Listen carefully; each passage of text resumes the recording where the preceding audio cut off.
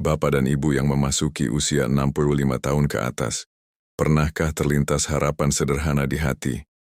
Nanti di hari tua saya ingin tinggal bersama anak agar tidak kesepian. Harapan ini terdengar indah, hangat, dan penuh cinta. Dalam bayangan kita, rumah anak adalah tempat berlabuh yang aman, tempat bercengkerama dengan cucu, ditemani di kala sakit, dan dilalui hari-hari dengan senyum. Namun kenyataannya, tidak selalu seindah yang dibayangkan. Ada lansia yang menemukan ketenangan, tetapi ada pula yang justru merasa asing di rumah anak sendiri. Sebelum kita melangkah lebih jauh, Bapak dan Ibu sekarang tinggal di mana? Di Aceh, Medan, Jakarta, Surabaya, Bandung atau Yogyakarta yang sejuk, atau mungkin di Papua yang penuh kehangatan? Bisa jadi tinggal di kota kecil yang penuh kenangan, atau bahkan di luar negeri bersama keluarga. Dari manapun Bapak Ibu berasal, satu perasaan yang sering sama adalah keinginan untuk merasa aman, diterima, dan disayangi di sisa usia yang ada. Banyak orang tua membayangkan tinggal di rumah anak berarti hidup tanpa beban. Tidak perlu lagi memikirkan tagihan, tidak kesepian di malam hari, ada yang mengantarkan ke dokter, dan ada suara cucu yang menghidupkan rumah. Harapan itu wajar, karena setiap orang tua ingin merasakan buah dari pengorbanannya di masa lalu. Namun realitas kehidupan seringkali membawa cerita yang berbeda dari bayangan. Ada orang tua yang merasa sungkan di rumah anak sendiri. Ingin mengambil air minum pun terasa ragu. Ingin menegur cucu takut dianggap cerewet. Ingin berpendapat, takut menyinggung menantu. Perlahan, rumah yang tadinya diharapkan sebagai tempat berteduh justru terasa seperti rumah orang lain. Hati menjadi sepi di tengah keramaian. Dan ini adalah kenyataan pahit yang dialami sebagian lansia tanpa berani bercerita. Saya teringat kisah Bu Sari usia 70 tahun. Ia pindah ke rumah anaknya setelah suaminya meninggal. Awalnya ia bahagia karena tidak lagi sendiri. Namun setelah beberapa bulan, Bu Sari mulai jarang berbicara. Ia takut mengganggu, takut merepotkan, dan takut dianggap beban. Padahal di luar, ia selalu tersenyum dan berkata, "Ibu baik-baik saja." Hatinya memendam rasa yang tak pernah terucap. Bapak dan Ibu tinggal di rumah anak di usia senja memang bisa menjadi anugerah, tetapi juga bisa menjadi ujian batin yang berat. Di segmen-segmen berikutnya, kita akan membahas dengan jujur dan lembut. Apa saja harapan indah yang sering dibayangkan lansia, kenyataan yang kerap tak terduga, serta bagaimana agar tinggal di rumah anak tetap membawa ketenangan, bukan luka di hati. Bapak dan Ibu yang berhati lembut, salah satu harapan terindah saat tinggal di rumah anak adalah merasa kembali dibutuhkan. Kita berharap bisa menemani cucu tumbuh, bisa berbagi cerita setiap malam, bisa merasakan kembali hangatnya keluarga besar seperti dulu. Dalam bayangan kita, rumah anak adalah tempat penuh canda, tempat kita tidak lagi sendiri, tempat ada orang yang memperhatikan ketika kita lelah atau sakit. Harapan ini tidak salah.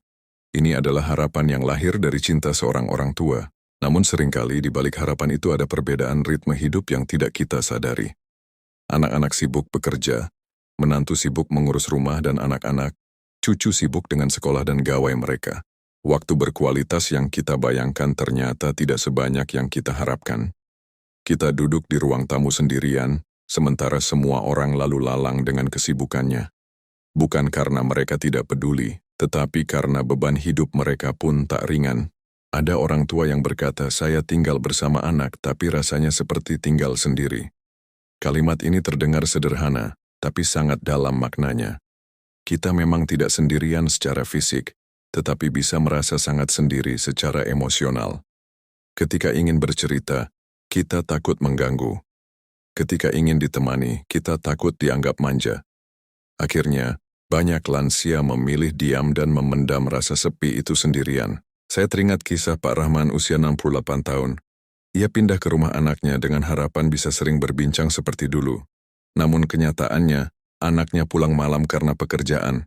Cucu-cucunya sibuk dengan gawai. Pak Rahman lebih sering duduk di teras sendirian. Ia tidak marah, tidak menuntut, hanya berkata pelan, "Saya kira hari tua akan lebih ramai dari ini." Hatinya bukan sakit karena ditolak, tapi karena harapannya tidak sesuai dengan kenyataan. Bapak dan Ibu, disinilah pentingnya menata ulang harapan. Tinggal di rumah anak tidak selalu berarti hari-hari penuh kebersamaan. Kadang artinya kita hanya berbagi atap, bukan selalu berbagi waktu. Jika harapan kita terlalu tinggi tanpa komunikasi, yang muncul justru rasa kecewa dan sedih. Padahal anak-anak tidak bermaksud menyakiti, mereka hanya sedang berjuang dengan hidup mereka sendiri. Sebelum kita lanjut, saya ingin bertanya dengan lembut, apa harapan terbesar Bapak dan Ibu jika tinggal di rumah anak di usia senja? Silakan tulis di kolom komentar. Cerita Bapak dan Ibu mungkin menjadi penguat bagi sahabat lansia lainnya. Bapak dan Ibu yang bijaksana, salah satu kenyataan yang sering tak terduga saat tinggal di rumah anak adalah berubahnya posisi kita di dalam keluarga. Dulu, kita adalah pusat rumah, pengambil keputusan, tempat semua anak bergantung. Namun ketika pindah ke rumah anak, peran itu perlahan berubah. Kita tidak lagi menjadi tuan rumah, melainkan tamu yang menetap. Perubahan peran ini terasa sangat halus, tetapi dampaknya bisa sangat besar bagi perasaan orang tua.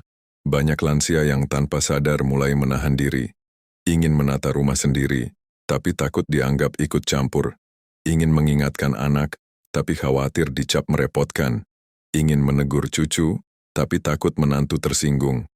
Akhirnya kita memilih diam, kita mengalah demi menjaga suasana. Namun terlalu sering mengalah justru membuat hati perlahan terluka, meski di luar kita tetap tersenyum. Ada kisah Bu Nur, 72 tahun, yang tinggal di rumah anaknya. Ia terbiasa bangun pagi dan membersihkan rumah seperti saat muda. Namun suatu hari menantunya berkata, "Ibu tak perlu repot-repot." Kalimat itu sebenarnya baik, tetapi di hati Bu Nur terasa seperti kehilangan peran. Sejak itu ia lebih sering duduk diam di kamar. Ia tidak marah, hanya merasa tidak lagi dibutuhkan seperti dulu. Padahal bagi lansia, merasa dibutuhkan adalah salah satu sumber kebahagiaan terbesar. Di sisi lain, anak dan menantu seringkali tidak menyadari pergulatan batin ini. Mereka menganggap orang tua sudah nyaman karena kebutuhan fisik tercukupi, padahal kebutuhan batin orang tua tidak kalah penting. Ingin dihargai, ingin dilibatkan, ingin pendapatnya didengar. Ketika kebutuhan batin ini tidak terpenuhi, meskipun tinggal di rumah yang layak, hati tetap saja terasa sepi. Bapak dan Ibu tinggal di rumah anak bukan hanya soal berbagi ruang, tetapi juga soal berbagi peran dan perasaan.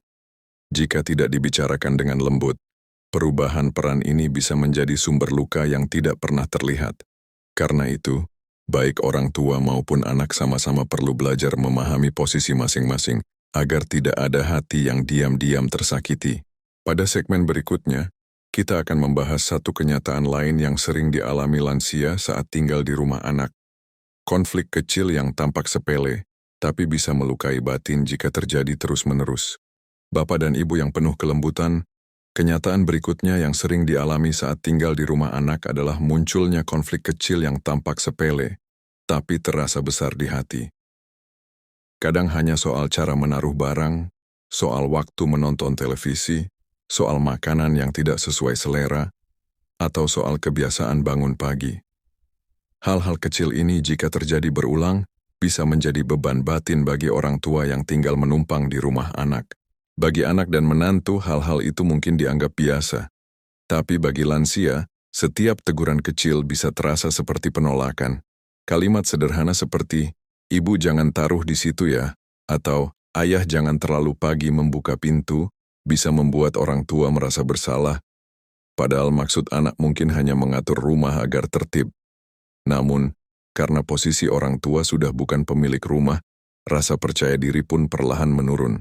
Ada kisah Pak Jamil, 69 tahun, yang tinggal bersama anak bungsunya.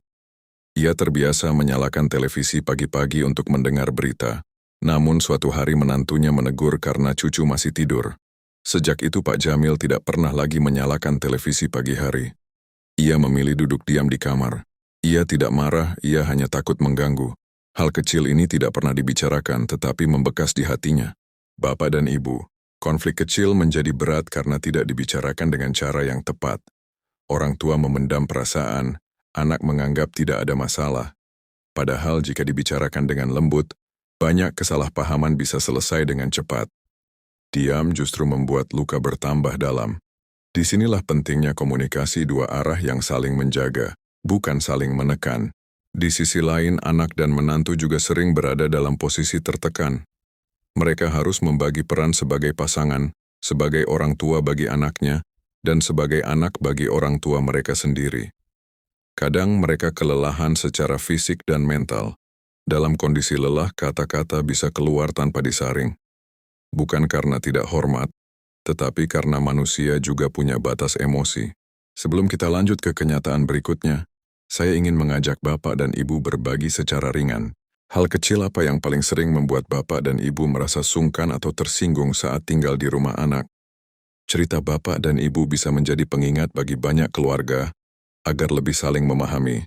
Bapak dan Ibu yang berhati tenang, kenyataan lain yang sering tidak disangka saat tinggal di rumah anak adalah rasa kehilangan kemandirian. Dulu, kita bebas mengatur waktu sendiri, menentukan apa yang ingin dilakukan, dan memutuskan segalanya tanpa harus menimbang perasaan orang lain. Namun ketika tinggal di rumah anak, banyak keputusan kecil yang kini harus disesuaikan dengan aturan rumah mereka. Jam makan, jam tidur, bahkan kemana kita pergi pun sering harus menyesuaikan. Sebagian lansia merasa aman karena tak lagi sendiri. Namun sebagian yang lain justru merasa seperti kehilangan kendali atas hidupnya sendiri. Ingin keluar rumah sebentar saja merasa harus meminta izin. Ingin membeli sesuatu pun merasa sungkan. Lama-lama, perasaan ini bisa berubah menjadi rasa tidak percaya diri. Kita mulai merasa seperti orang yang selalu bergantung, padahal sepanjang hidup kita justru terkenal mandiri. Ada cerita tentang Bu Aminah, 74 tahun. Ia terbiasa berbelanja sendiri ke pasar sejak muda. Ketika tinggal di rumah anaknya, ia jarang keluar karena anaknya khawatir ia kelelahan. Niat anak itu baik, ingin melindungi. Namun di hati Bu Aminah, larangan itu terasa seperti kehilangan kebebasan.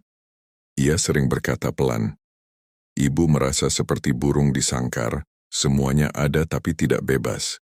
Ia rindu masa-masa berjalan sendiri tanpa ditemani. Bapak dan Ibu, kehilangan kemandirian bukan hanya soal tidak bisa pergi kemana-mana, tetapi juga soal hilangnya rasa percaya diri. Ketika kita terlalu sering dibantu, tanpa disadari, kita mulai meragukan kemampuan diri sendiri. Padahal, selama tubuh masih sanggup bergerak dan pikiran masih jernih, melakukan hal-hal kecil sendiri justru menjaga kesehatan jasmani dan batin kita. Di sisi lain, anak seringkali tidak bermaksud membatasi orang tuanya. Mereka hanya ingin melindungi, takut orang tuanya jatuh sakit atau celaka. Namun perlindungan yang terlalu berlebihan bisa berubah menjadi pengekangan yang tidak disadari. Niat baik pun bisa melukai bila tidak disampaikan dengan cara yang tepat. Bapak dan Ibu, tinggal di rumah anak seharusnya membuat kita merasa aman, sekaligus tetap merasa utuh sebagai pribadi. Keamanan tanpa kemandirian bisa membuat hati terasa hampa. Kemandirian yang masih dijaga, meski kecil, justru menjadi sumber semangat untuk tetap kuat di usia senja. Bapak dan Ibu yang hatinya lembut, kenyataan berikutnya yang sering muncul saat tinggal di rumah anak adalah rasa takut menjadi beban. Banyak orang tua yang setiap hari memikul perasaan ini, tanpa pernah mengucapkannya, takut merepotkan ketika sakit, takut membebani keuangan anak, takut dianggap mengganggu keharmonisan rumah tangga anak. Akhirnya, banyak lansia memilih menahan rasa sakit sendiri, menyembunyikan keluhan, dan berpura-pura kuat walau badan dan hati sebenarnya sudah lelah. Ada orang tua yang memilih tidak makan ketika tidak lapar agar tidak merepotkan. Ada yang menahan nyeri agar tidak perlu diantar ke dokter. Ada pula yang sengaja diam di kamar supaya tidak mengganggu aktivitas anak dan menantu. Semua dilakukan bukan karena tidak ingin diperhatikan, tetapi karena terlalu besar rasa takut menyusahkan. Padahal, dari sudut pandang anak, seringkali mereka justru ingin orang tua berkata jujur tentang apa yang dirasakan. Saya teringat kisah Pak Umar, 73 tahun. Suatu hari ia terjatuh di kamar mandi, tetapi memilih bangun sendiri dan tidak memberitahu siapapun. Ia takut anaknya panik dan pekerjaan anaknya terganggu. Baru beberapa hari kemudian anaknya tahu saat melihat memar di kakinya. Anak itu menangis bukan karena marah, tetapi karena sedih mengetahui ayahnya memikul rasa sakit sendirian. Kadang kita mengira tidak merepotkan itu baik, padahal menahan segalanya sendiri justru bisa membuat anak merasa gagal menjaga orang tuanya. Bapak dan Ibu menjadi orang tua tidak pernah berarti harus selalu kuat sendirian. Anak mungkin punya kesibukan, tetapi mereka tetap ingin tahu jika orang tuanya butuh bantuan. Mengungkapkan kebutuhan dengan lembut bukanlah tanda lemah, melainkan tanda percaya kepada keluarga. Rasa takut menjadi beban seringkali justru menumbuhkan jarak emosional yang tidak kita inginkan. Jika perasaan takut ini terus dipendam, dalam jangka panjang bisa berdampak pada kesehatan mental. Stres meningkat, kecemasan bertambah, tidur menjadi tidak nyenyak. Semua ini memperberat hari tua. Padahal usia senja seharusnya menjadi waktu untuk merasa lebih tenang, bukan lebih tertekan. Ketenangan batin adalah obat yang sangat berharga bagi tubuh yang mulai melemah. Sebelum kita lanjut, saya ingin bertanya dengan penuh kelembutan. Apakah Bapak dan Ibu pernah merasa takut menjadi beban saat tinggal di rumah anak? Silakan berbagi di kolom komentar. Cerita Anda bisa menjadi penguat bagi sahabat lansia lainnya. Bapak dan ibu yang penuh keteguhan tinggal di rumah anak juga sering membawa perasaan kesepian yang tidak terlihat oleh siapapun. Anehnya, kesepian ini justru bisa terasa lebih menyakitkan ketika kita berada di tengah banyak orang. Rumah ramai oleh suara cucu, televisi menyala, lalu lalang anggota keluarga, tetapi di dalam hati ada ruang kosong yang sulit diisi. Kesepian ini bukan karena tidak ada orang di sekitar, melainkan karena tidak merasa benar-benar ditemani. Banyak lansia yang rindu diajak berbicara dari hati ke hati. Mereka rindu didengarkan bukan sekadar disapa. Namun anak-anak seringkali terlalu lelah setelah bekerja seharian. Percakapan pun hanya soal hal-hal praktis. Makan sudah, obat sudah diminum. Setelah itu semua kembali sibuk dengan dunianya masing-masing. Orang tua mengangguk, tersenyum, lalu kembali menyendiri dalam diam. Ada kisah Buros, 71 tahun, yang tinggal bersama 3 generasi dalam satu rumah. Siang hari rumah ramai, tetapi malam ia sering menangis diam-diam di kamar. Ia berkata, "Saya rindu didengarkan." Ia tidak ingin apa-apa, hanya ingin seseorang duduk di sampingnya dan bertanya tentang hari-harinya, tentang rasa takutnya, tentang rindunya kepada pasangan yang telah tiada. Namun keinginan sederhana itu sering tak terpenuhi karena semua merasa waktu selalu kurang. Kesepian yang dipendam lama-kelamaan bisa berubah menjadi perasaan tidak berarti. Lansia mulai berpikir hidupnya hanya numpang lewat, hanya sekadar ada di sudut rumah. Harga diri perlahan menurun, padahal kehadiran orang tua sejatinya adalah sumber doa, sumber berkah dan sumber ketenangan bagi keluarga. Hanya saja karena ritme hidup yang cepat, nilai ini sering tidak disadari oleh generasi yang lebih muda. Bapak dan Ibu, kesepian emosional ini lebih berbahaya daripada kesepian fisik. Tubuh mungkin dirawat, tetapi hati dibiarkan lapar. Jika kondisi ini berlangsung lama, bisa memicu depresi, gangguan tidur, dan penurunan kesehatan secara perlahan. Tinggal di rumah anak seharusnya membuat orang tua merasa ditemani, bukan merasa sendirian dalam keramaian. Pada segmen berikutnya, kita akan membahas satu kenyataan yang juga sering membuat hati lansia terluka tanpa terlihat. Perbandingan dengan orang lain dan komentar yang tanpa sadar melukai. Bapak dan Ibu yang berhati lembut, kenyataan lain yang sering melukai perasaan orang tua saat tinggal di rumah anak adalah perbandingan dan komentar yang tanpa sadar menyayat hati. Kadang ucapan itu datang dari tetangga, kerabat, bahkan dari anggota keluarga sendiri. Kalimat seperti, "Ibu si A masih sehat, masih bisa masak sendiri," atau "Ayahnya si B masih kuat kerja," terdengar ringan bagi yang mengucapkan. Namun bagi lansia yang mendengarnya, kalimat itu bisa terasa seperti penghakiman. Tanpa disadari, perbandingan membuat orang tua merasa kurang, merasa gagal, atau merasa tidak berguna. Padahal setiap orang menua dengan cara yang berbeda. Setiap tubuh memiliki batasnya masing-masing. Namun ketika perbandingan itu terus terdengar, orang tua mulai mengukur dirinya dengan standar orang lain. Hati pun perlahan menjadi kecil. Rasa percaya diri yang sudah rapuh semakin menurun. Ada kisah Butini, 70 tahun yang tinggal di rumah anaknya. Suatu hari seorang kerabat berkata, "Loh, Butini sekarang tinggal sama anak ya? Saya kira masih mandiri." Kalimat itu membuatnya tersenyum kaku. Sejak hari itu, ia sering memaksakan diri mengerjakan pekerjaan rumah meski badannya lelah, hanya agar tidak dianggap lemah. Ia takut dicap sebagai beban. Padahal memaksakan diri justru berisiko bagi kesehatannya.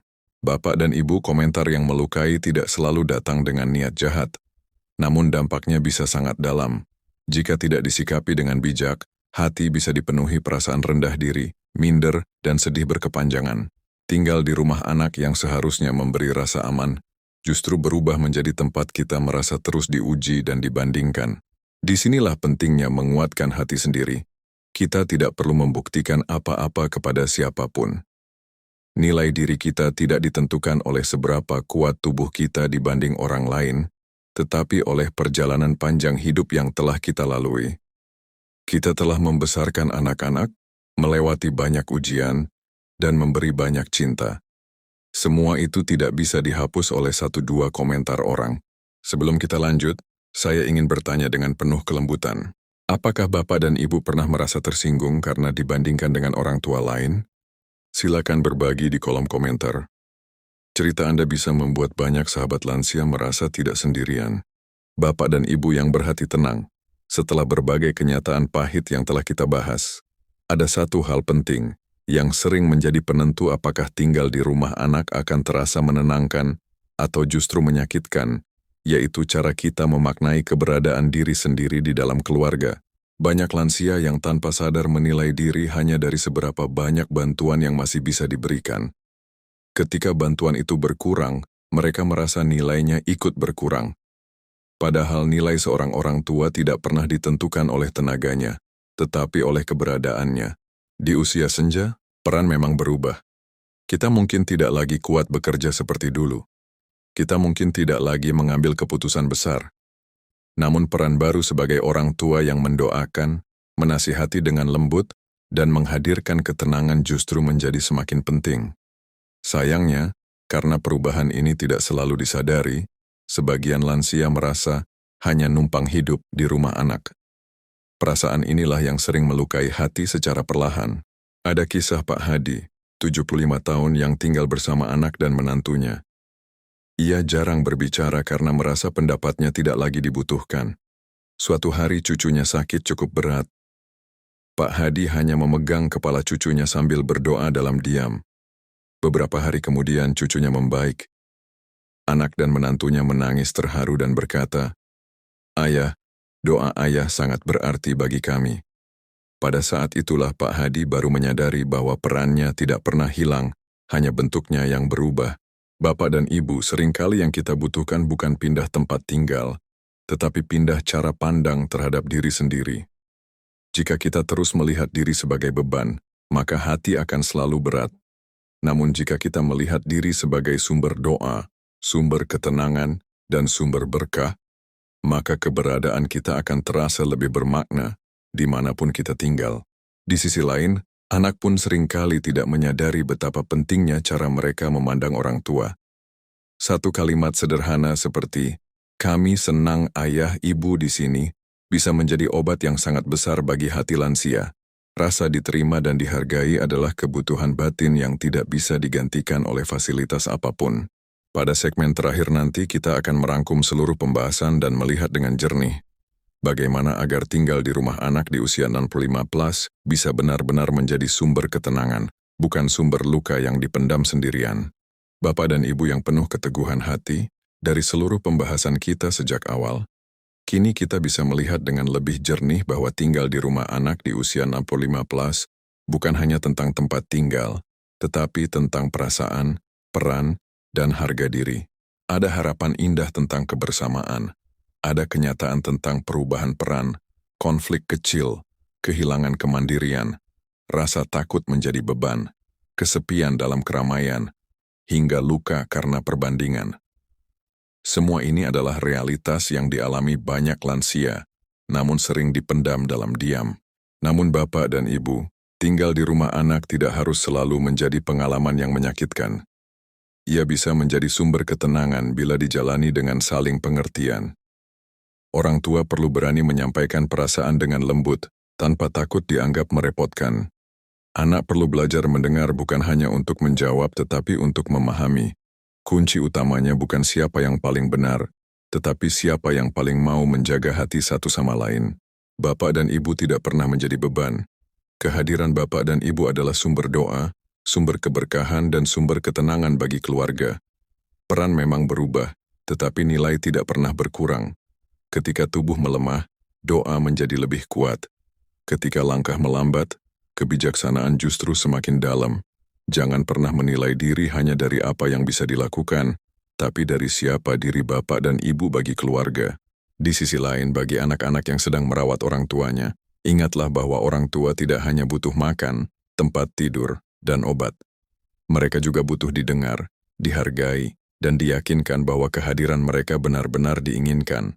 Satu kalimat lembut, satu sentuhan hangat, satu waktu duduk bersama, seringkali jauh lebih berharga daripada apapun yang bersifat materi. Sebelum kita berpisah, saya ingin mengajak Bapak dan Ibu berbagi dengan tulus. Apa yang paling Bapak dan Ibu rindukan jika suatu hari tinggal di rumah anak? Tuliskan di kolom komentar. Mungkin cerita Bapak dan Ibu bisa membuka hati banyak keluarga untuk lebih saling memahami. Terima kasih telah menemani waktu bersama Kesehatan Lansia TV. Bila pembahasan ini terasa dekat dengan kehidupan Bapak dan Ibu, silakan tinggalkan jejak dengan berinteraksi, berbagi cerita, dan mengikuti video-video berikutnya agar semakin banyak orang tua merasa didengar dan dimengerti. Semoga Allah memberikan kita semua kesehatan, ketenangan, dan kebahagiaan di usia senja.